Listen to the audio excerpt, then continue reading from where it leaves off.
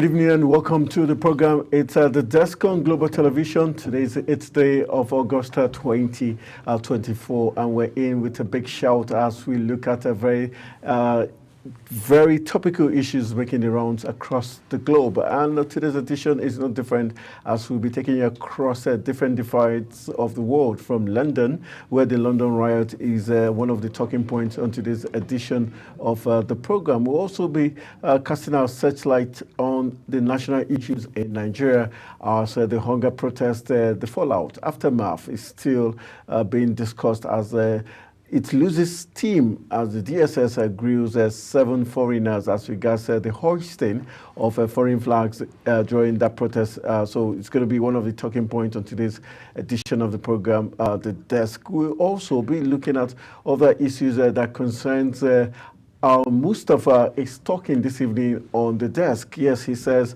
that the Western democracy not working for Nigeria. So we'll be looking at what he means by that statement, talking about Mustafa. We know him as the former, yes, he was the former security chief of late General Sani Abacha. So he will be in the discourse on today's edition of the program. We'll also be looking at issues as regards in the last 24 hours, security operatives raided the NLC Secretariat in Abuja, and we'll be looking at the implication of that raid and the response of the Nigeria Labour Congress to that event that played out within the last 24 hours. Then we'll be taking our talking point to the Inspector General of Police Task Force, where arrest has been made, 17 arrests made, recovering 250,000 liters of crude oil. We'll be looking at the implications of that arrest and what it means. And also, we'll be looking at what the federal government says, that fuel import gobs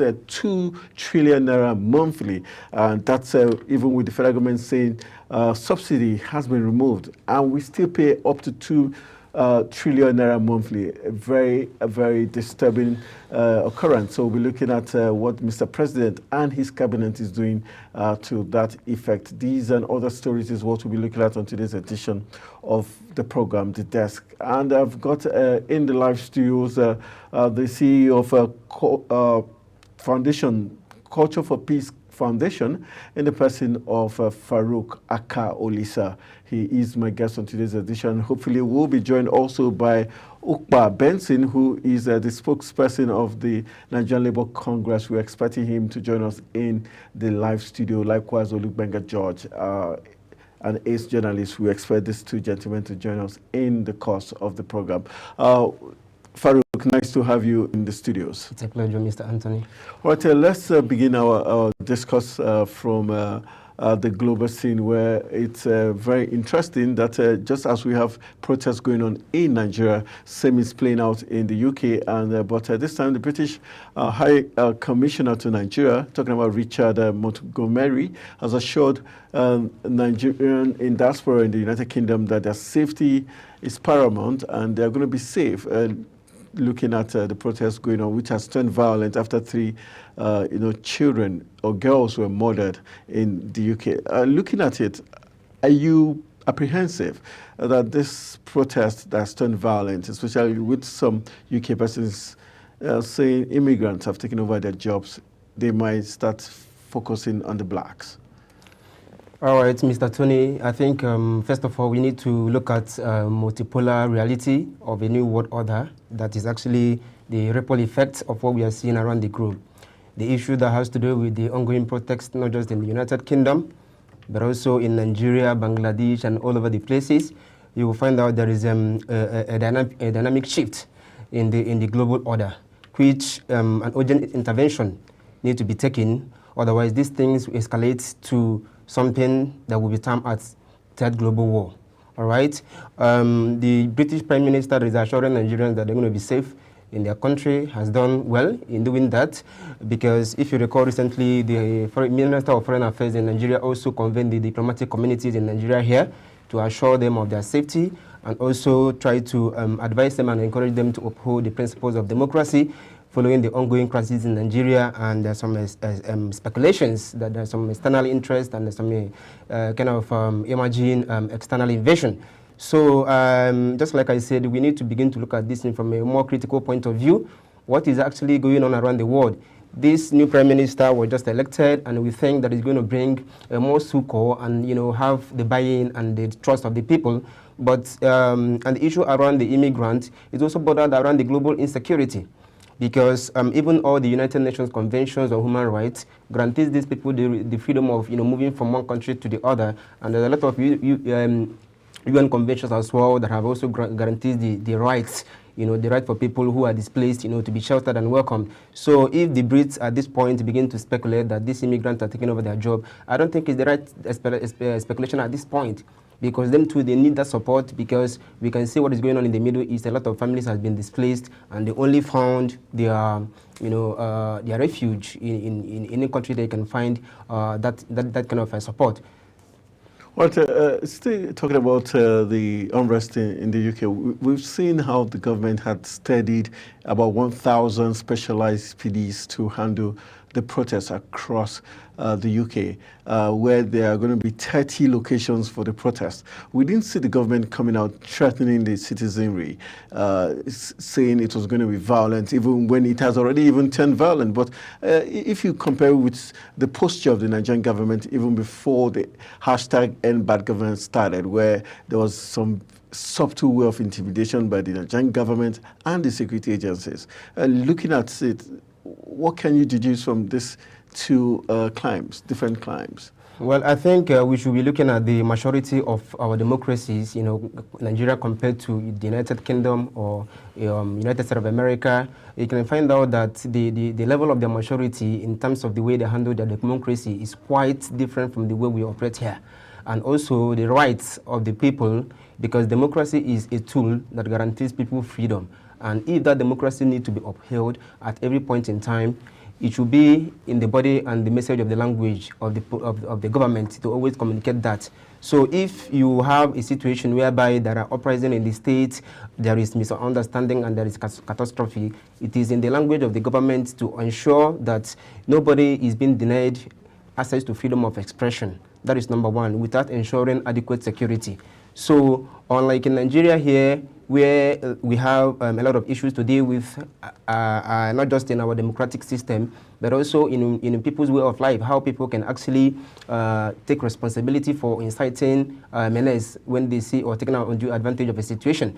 So just like I said, it is borders on the level of maturity of different democracies of these countries, such like you mentioned Nigeria and the United Kingdom. All right, we're still looking at the UK riot and notice what's on screen now. We're still concentrating on the riot in the UK and the fact that the High Commissioner of the United Kingdom, Richard Montgomery, has emphasized the UK's commitment to being an inclusive and tolerant society, reaffirming that the country would not accept discrimination or attacks against any community. How reassuring are those words from Richard Montgomery, the fact that they would not accept any attack on any community, especially looking at the black community and the Nigerian community in the UK? Yeah, of course. Because we didn't see that kind of action coming out from the government here. Well, I think, again, it still borders on how much respect and implementation that we give along the human rights protection and the rule of law. Because just like I said the other time, it is borders on the maturity of democracy, which includes human rights protection, rule of law. So if you remove this element, you find out that government will definitely not act according to that principle.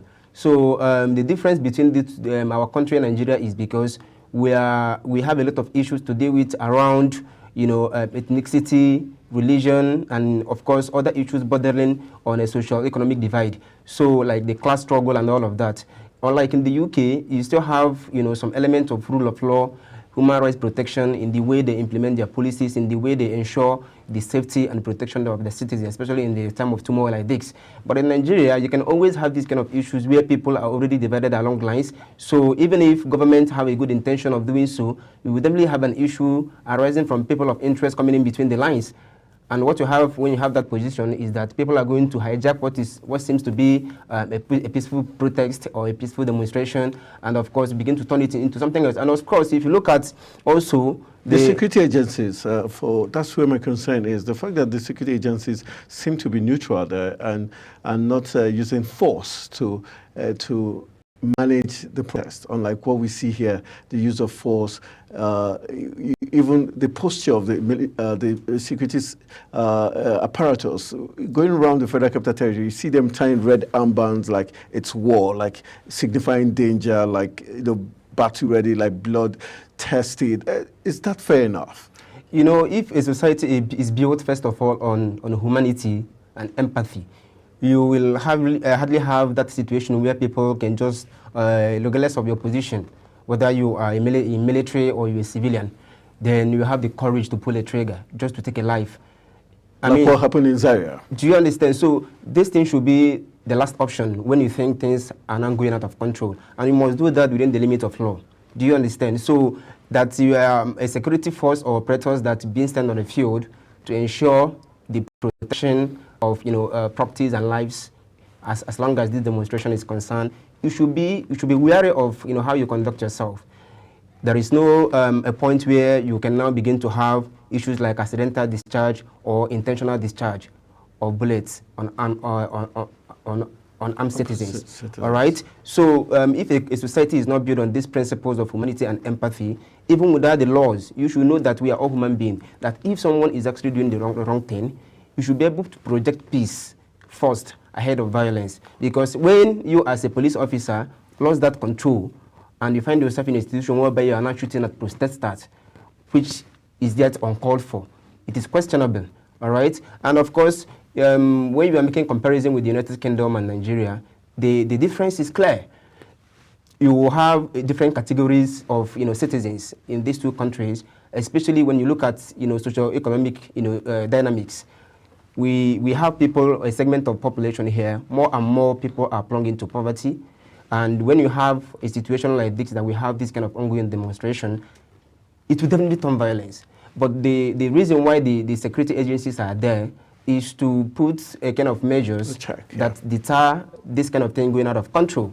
But you can never say you will not have issues like where people are now begin to loot, loot people's properties, begin to look for ways to carry what does not belong to them because they want it. Because at the end of the day, these people are already kind of hungry, they're already frustrated. So whatever they can lay their hands on at that moment, I think to them it counts. All right? Or like in the UK, where you have more citizens who are more organized in terms of with social welfare to support them, and they can always reason and conduct activities within the limit of the law. So these are actually the differences.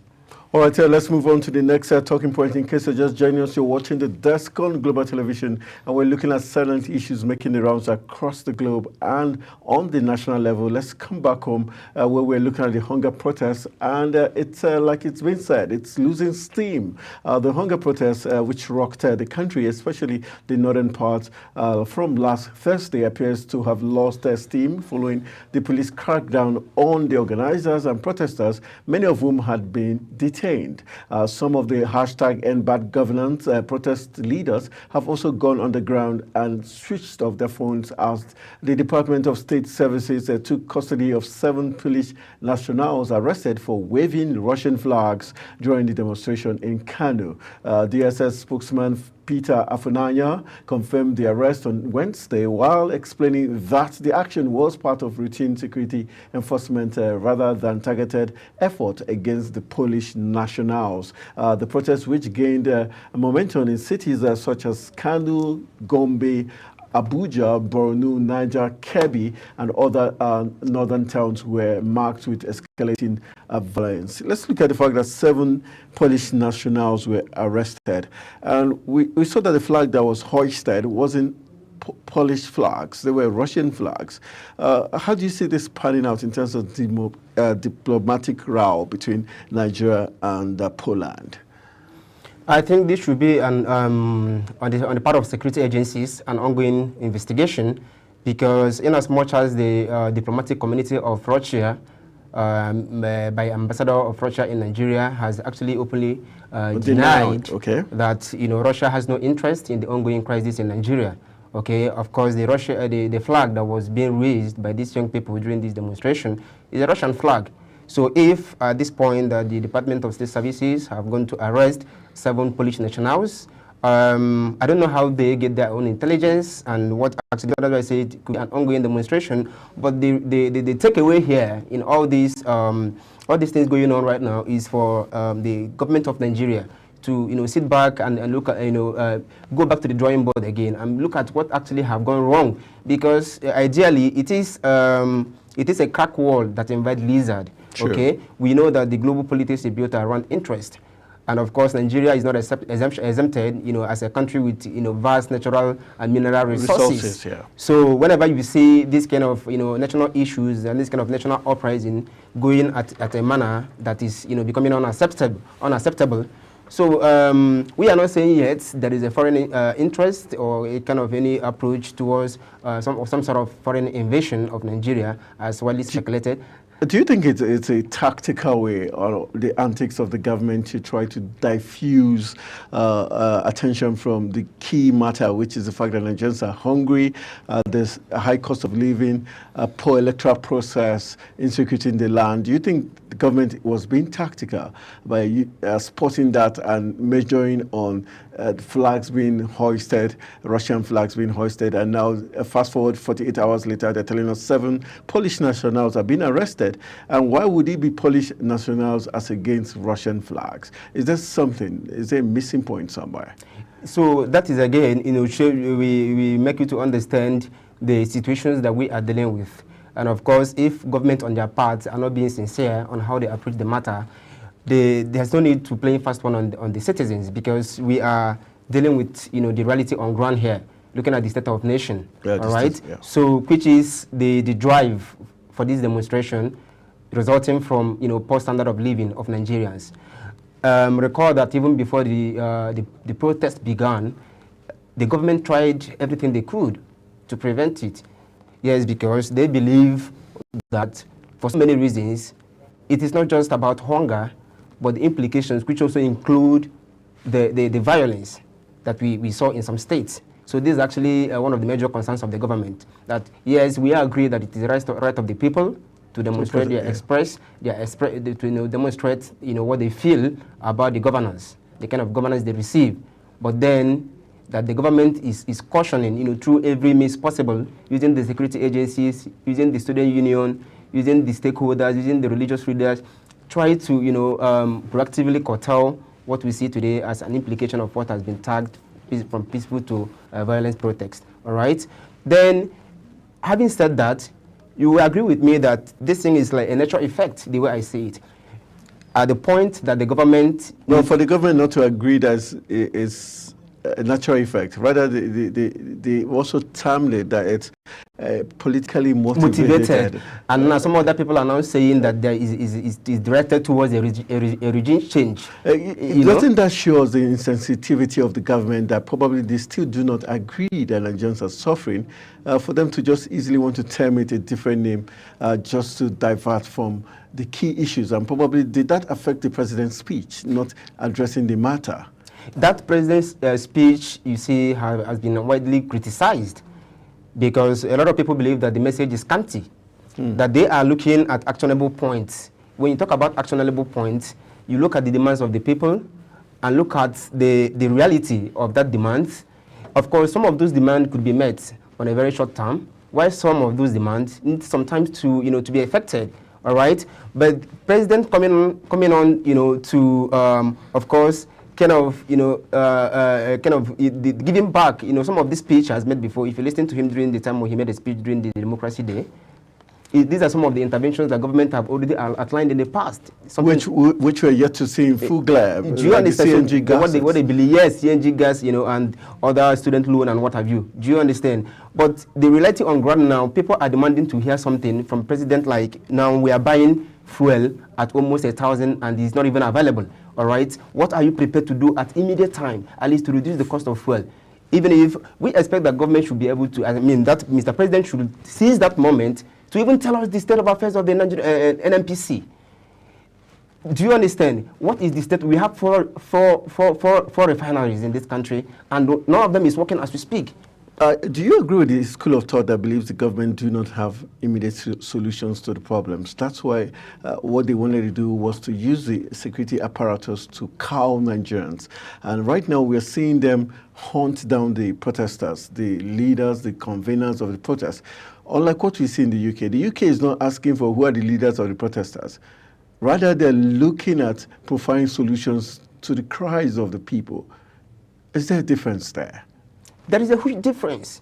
There is a huge difference because you cannot beat a child and expect him not to cry. That is why I said it is a natural effect, because this protest could have been, prevented. Some people said that the speech of the Mr. President addressing the nation based on this crisis or ongoing crisis came too way late, that he was expected to make this speech, even the protest commenced. So if he was unable to do that, and finally he has seen the outcome of what naturally must happen, because the momentum of the protests have gathered for almost a month, and people gone on social media, sharing all sort of messages, drawing the attention of the government on the implication of them not listening to them. So if Mr. President has that privilege to address the nation, he should be able, at that same point, put down one or two major lines. I mean, if not all the demands, which, just like I've said, some of the demands need some time. But like on the shorter term, for example, when he rolled out palliatives across state, that he gave the governors 500 and something billion to roll out some palliative, which is even a short time, to caution short-term effect. Okay, let me don't cut you off. We'll go for a very quick break. When we return from the break, you'll be able to land with your line of thought. Let's go for a quick break. Stay with us.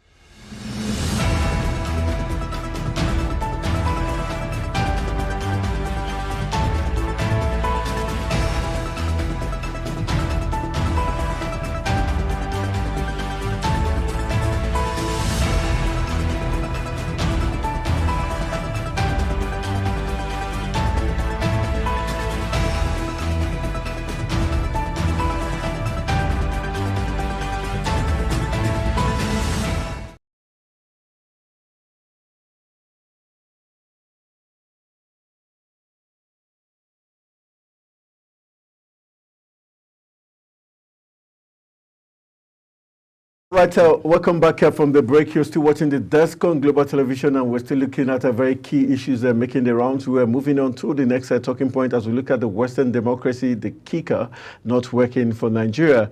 Just to let you know that the later General Sani Abacha's Chief Security Officer, Major Hamza Al-Mustafa, says Western democracy is not working for Nigeria. According to him, Nigeria must develop a system of government that suits its purpose rather than copy what is being practiced in America, describing himself as a Democrat now. Mustafa also condemned those calling for a coup in the country, saying the military government was no longer fashionable. The 2023 presidential candidate of the Action Alliance spoke with the journalists in Abuja against the backdrop of the nationwide hunger protests, which turned violent in the north, with some rioters waving Russian flags and demanding that President Bola Tinubu step down, condemning the clamor for military takeover of government. The retired military officer said it was no longer fashionable. Mustafa is saying we should have a customized form of government. Some have said we've got the Northern Elders Forum chairman, Abdullahi angle, calling for us to return back to regional form of government, where regions hold sway and donate or submit to the middle. For you, is any of this cause something positive that we can want to deal with? Okay, let me start by responding to Al-Mustafa's concern when he said that the Western democracy does not work in Nigeria. I think if you look at the democratic system, just like I've mentioned before in the West, to some extent, because of a lot of issues that borders on the structure of Nigeria, right from the amalgamation, you will find out that we are still struggling, to have an effective application of democracy in our country Nigeria. Okay. All right. So that is why now some of these elders are beginning to call for regionalism, regional fragmentation of Nigerian structure, so that each region are able to develop at their own pace, based on the peculiarity of their own region. So, and because if you look at the way Nigeria is divided, there are some part of the country that seems to be in a better position than the other, and some part of the country as well seems to be having some peculiar challenges. That is some challenges that are peculiar to them. So, with that understanding, you find out that if we are able to reverse to that regional structure, each state will be able to address their own socio-economic concern based on their own peculiar needs. So that when I think these are the proponents of this regional structure, these are their objectives, that if this is achieved, it will help the federal government to be in the middle and be able to monitor the progress of each region, so that there will be even a sort of competition. If you have oil in your state, or you have gold in your state, that time you begin to look at... But don't you agree with those who say this proponents like Abdullahi Sule of the Northern Elders Forum is saying this because a Northerner is not in power, that when the Northerners were in power, you dare not raise such, thought of line, and they did not raise it when we had Northern leaders in power. Do you agree to that school of thought? Well, I think the idea for restructuring of Nigeria, was even widely speculated during the time of Buhari. President Muhammad Buhari. But did he ever succumb or? No, he never acceded to that, because we always want to preach the the signals of one Nigeria, and I don't know, people believe that such restructuring may actually affect the national unity that we have as a shared people. So, and also the implication on some states or some regions that are that claim that in a due undue disadvantage. Because some of these proponents and some of the agitators, you can find them saying that, okay, our region has oil and these proceeds are being allocated for the budget of other region, and they wonder what this region are contributing to their own region. So all these speculations, they find out that people are already, beginning to imagine the implication it will have on their own state if eventually that thing is going to happen. But saying that is because it is not a Northerner that is in power, that is actually out of the question, because this is a widely held view that even among the experts have debated over it several times, that this is actually one solution that Nigeria needs. Be restructured. Yes, to be able to develop at the pace that everybody would want to see, socio-economic freedom. All right, well said. Let's move to the next talking point. Time trying to beat the race of time. Let's look at other talking issues where security operatives are in the news this evening. We've been told that the Nigerian Labour Congress has confirmed that its national office in Abuja was raided by security operatives believed to be from the Department of State Services and the Nigerian Police Force on Wednesday night. According to the statement by the NLC spokesperson Benson Upa, late on Wednesday, the operatives arrested the security guards, forcing them to hand over keys of the offices on the second floor of the Labour House. The operatives then broke into the floor, ransacked the bookshop, stole hundreds of books and publications. The NLC condemned the invasion, stating that it was an illegal and violation of the democratic principles.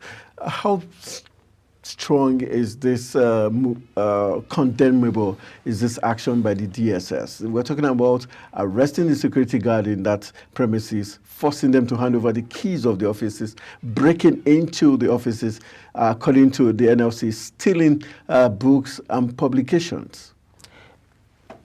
Well, if this is established to be true, I think it is highly condemnable, because the Department of State Services is expected to conduct their activities in line and in principles of rule of law. Because if NLC, the Nigerian Labour Congress, is in a government establishment, they accord them that respect and that recognition before they can take such actions, in as much as they are trying to provide an environment of succor amidst the ongoing protest. But then invading their office at such a violent manner does not actually portray what they are trying to achieve. Because at the end of the day, what message are they sending to the public? The security operatives should be at the forefront of promoting peace, not violence, and any act that can be depicted to counter what should be termed as a peaceful activity, or invading another people's privacy, or taking undue advantage of the public or government or other government institutions, should be condemned. If they have a need to have issues with NLC, they should find a way to reach out to them, settle things amicably, and find out how they can conduct their own investigation without necessarily creating that kind of scenario. All right, let's look at the NLC also did seek for international inquiries into what played out, and also asking the DSS to return, according to them, stolen materials. How realistic are these two prayers by NLC, and are we likely to see this snowball into another round of protest? Well, let's see the outcome of that. But just like I've said, what the DSS did is actually not the right way to go about it, because if you are invading NLC premises without their due concern or due information, and they now come in to say that they have lost some important documents or some important properties from that office, then the Department of State Service should be held accountable, and they should be able to come out openly to either apologize to them, or to be able to return some of the things, or even give us reasons why they have to undertake that actions in the first place. So since the matter has been, the matter has been drawn to the attention of the international community, we just have to wait and see how they respond to that, and see the subsequent outcomes. Do you think the international community would be willing to step in? Not forgetting that in the last 24 hours, the federal government has given a very stern warning, asking the global society, international society, to stay clear of issues concerning the national protest that went on in Nigeria, saying it was a domestic issue. Can Nigeria extract itself from the international community at whenever they want, just because this, according to them, they don't want interference, even when they're breaking treaties and parts entered by the country? And such action, when you say they are also, breaking the treaties and parts which also belong to, which are also signatory to some of these international treaties that guarantee, especially human rights treaties that are guarantees the the assembly and the protest. So if eventually the international community, if it reached a point where the international community have to intervene, according to the United Nations Human Rights Commission, a couple of treaties that address these kind of issues, you will not say they cannot intervene, but they will intervene also according to the international laws that actually bound that particular circumstance. So it's not an issue of maybe some foreign interest is coming to take an undue advantage of Nigeria. No, it is in line with the international laws, according to the pact that the Nigerian government are also a signatory to. All right, let's hope the needful will be done. Just to let you know that this invasion occurred just after the Executive Council meeting by the NLC held, where they did condemn the high-handed manner in which security agents handled protesters during the #EndBadGovernance protest. All right, let's move on to other interesting talking point as the Inspector General of Police on Petroleum and Illegal Bunkering has recovered 250,000 liters of crude oil and 350,000 of liters of automotive gas oil during the operations conducted across the country in July. Additionally, the task force recovered 13 trucks, arrested 17 individuals in various operations nationwide. Among these 17 suspects were members of a syndicate smuggling petroleum products to neighboring countries, particularly Cameroon. Speaking during the briefing, the force spokesperson Muyiwa Adejobi said the arrests and recoveries were testament to the Nigerian police force commitment to combating petroleum theft. Is this more of a PR or you think this is probably, you know, we're talking about smuggling into Cameroon. These things are not carried in the pocket. What happened to the immigration, the naval, you know, Nigerian Navy who are patrolling the waters and all that? Do you think there seems to be a compromise somewhere amongst the security, you know, architecture of the country? I think the issue around oil theft is not new to Nigeria, and if not until now, that we are hearing that there's an interception of almost 250,000 trucks, right? 250,000 liters, yeah, of you know, crude, yes, was you know, intercepted, and we also did have 350,000 liters of gas. Talking about the automotive gas also recovered, and 17 individuals, you know, arrested. So this is one of the many transnational crimes that has been going on both in the maritime sector, you know, both in the oil and gas sector, both people who have actually used a lot of power to begin to engage in some, you know, shady business activities that actually undermined the economic, you know, development of the country. Because one would wonder why Nigeria, being one of the Africa's largest, you know, oil producing country, will, you know, at this point, as a 21st century, is still struggling to have sufficient crude for their own production per day, yeah? Yeah, production per day.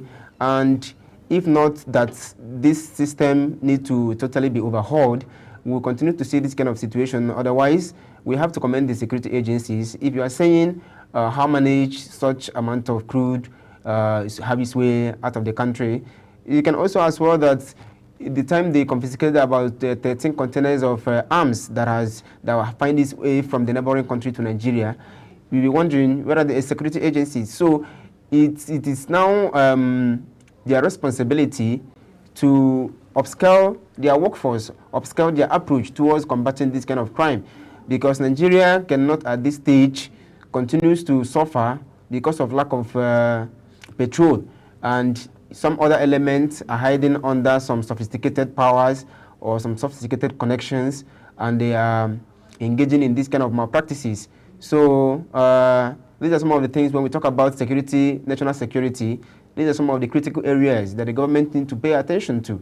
Because if you allow this kind of situation to continue to happen, it's going to be, you know, continue to escalate the level of underdevelopment we have here. And at the end of the day, it is the masses that are paying the hard price, because Nigeria should be self-sufficient when it comes to oil. Nigeria is an oil-producing country, and a very big one at that, so we should be self-sufficient. All right, let's see how that plays out. We're still talking the oil matters, as President Bola Tinubu has disclosed that the country spends 2 trillion monthly to import petrol and diesel. Tinubu stated this during his recent nationwide broadcast to Nigerians. According to the president, despite Nigeria's abundant oil and gas resources, his administration met a country that was dependent on oil, neglecting its gas resources while subsidizing the cost of fuel. As a result, the president noted that his administration has invested in compressed natural gas to change the narrative.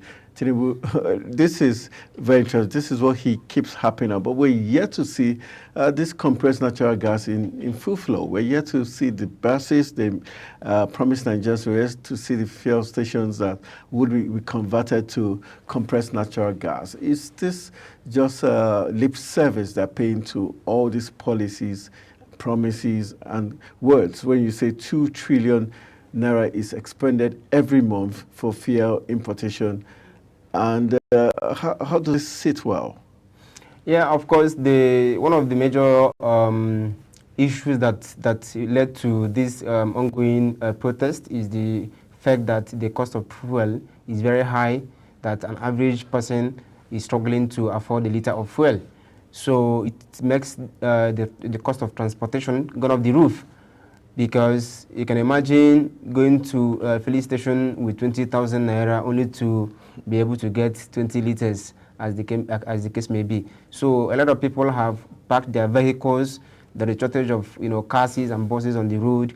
In some locations, even here in Abuja, you find out that people almost being stranded on a daily basis because they cannot find vehicles to go to their various destinations after work.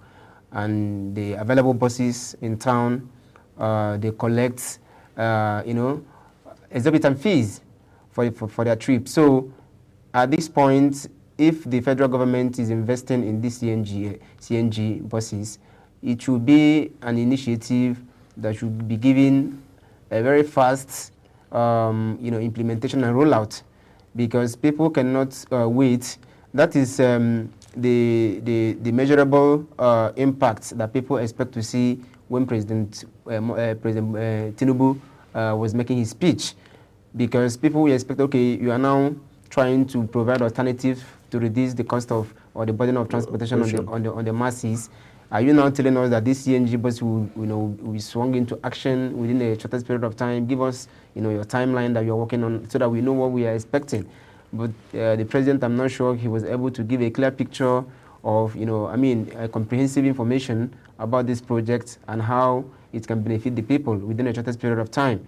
So, but then we must acknowledge Mr. President for that initiative, because if, at the 21st century, driven by innovation, we expect this kind of projects to be executed so that we do not just, depend only on... Do we start congratulating Mr. President when we cannot see it work already? It's not working, so how do we congratulate for a project that we've not seen in action? Does it deserve commendation when we've not seen the CNG buses, we've not seen even if the stations were to even sell these gases operate? Wouldn't that be too forward? Because majorly most of the policies and innovations, the social interventions that he promised, were barely seeing it work. The student loan took like forever before he finally kicked off.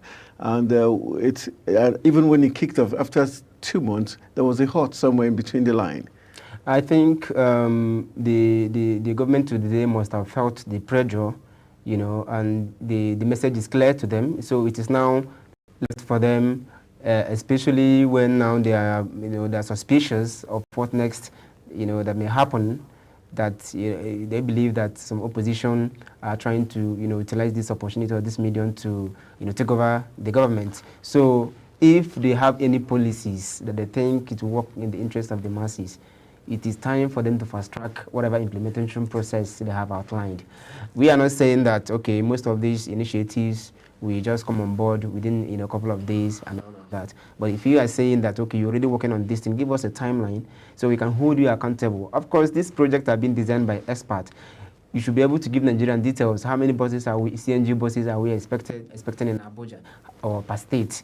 This is the time that we expect, these buses to be available, and at what rate does them. When Lagos State start having issues of transportation because of crowd in Lagos State, I think it was the government of Fashola also that introduced the BRT buses, all those long buses you see in Lagos, and they made it available all over the places, and which eased transportation, and the bus was also comfortable for people to use it. So it's for government to swing into action. They need to really, the essence of this whole crisis. And we are very, very, we must acknowledge and condemn that Nigerians do not need to die because of the situation they find themselves in the country. We have seen this protest is very troublesome. The images we see, even the old people, the young people, we are marching on the street demonstrating their frustrations. So government should be able to speed up their response to the people. This is what the people are asking for, because the development of any country is built around the security of people. If people are not food secure, if people are not financially secure, if people are not job secure, if people are not empowered, the way it should be, even if you use every measures you have to boycott the protest this time around, it's only but a matter of time. Another set of issues will still come up, because a hungry man, they say, is always an angry man. So it is left for the government of the day to draw lessons from these, protests that have just been taking place, and create measures for easing livelihood, and of course pushing for the agenda towards sustainable development. All right, let's wrap up our conversation. Just as a way of looking at all the stakeholders in this protest that just ended, and the fact that Nigeria is things are getting back to normal across board. Do you think Nigeria has lost enough in terms of the impression international community has of the Nigerian people, the Nigerian government? What posture it has given Nigeria on the global scene? It's quite sad, because Nigeria is known to be Africa's largest economy, and if at that level we are not able to ensure sustainable livelihood of our people, because of issues bordering on inefficient or ineffective leadership, or issues bordering on corruption, of course, is a thing to to worry about. And Nigeria, having blessed with vast resources, the world is actually placing their eyes on Nigeria, on what we are, what the country can do to alleviate the pains and sufferings of the people. So if we are not able, as leaders, take a good picture or a good look at what we have as a people, both our human resources and our natural resources, and how we can put these things together to upscale our development, then it is questionable. So my advice is that every well-meaning citizen of Nigeria, all hands should be on deck to rebuild the system. It is not only the responsibility of the government to create an enabling environment for sustainable communities and sustainable livelihood. It is a collective effort of the people. If you watch today, someone was telling me that the issues that has to do with high cost of food in the market is centered around unfairness on part of some traders, that the government, because when you look at the amount they could spend actually to transport these goods and services to another state, or from farm to the market, it is actually high, but not to a point where some of these produce are being sold at unimaginable rates. So what is it trying to say? That Nigerians, to some extent, themselves now, yes, the citizenry. yes, Nigerians are also part of Nigerians are also part of problems of Nigeria. So the change begins with each and every one of us. The high rate of corruption, institutional corruptions, we see people doing things the other way around because of their own interest. We cannot build a system of change that built on immorality, that built on loss of cultural values, that that built on loss of respect for elders, and of course attention should be given to the youth. We should be a large-scale reorientation programs that actually involves the youth. I personally was expecting that the president, when he was making his speech, should be able to immediately, as a matter of urgent, promise the young people what he is about to do for them. All right, maybe a committee will be set up to have a dialogue with the youth and know in which areas they can be supported, so that they can actually hear them, have a roundtable with young people, and discuss how you can transform the Nigerian workforce. Almost 60% of this country is aged below 35 years, and you see them on the street every day doing nothing. So are you able to promise the people that you are going to create how many thousands of jobs within a shortest period of time in each state, and what are your strategies of doing this so that the young people can be fully employed? Do you know that only in agriculture, if you're able to create a program that is an impactful project that employs not less than 100,000 youths in every state to farm, and they are being given incentives, you are already solving the problem of unemployment, and you're also solving the problem of food security. So we should be practical in our approach, in as much as we want the government to deliver the mandate they have for the people. We as citizens of Nigeria should also be proactive, also supporting the government the best way we can. And unity is very, very important. All these people hiding under the umbrella of protest and trying to create escalated problems should be warned.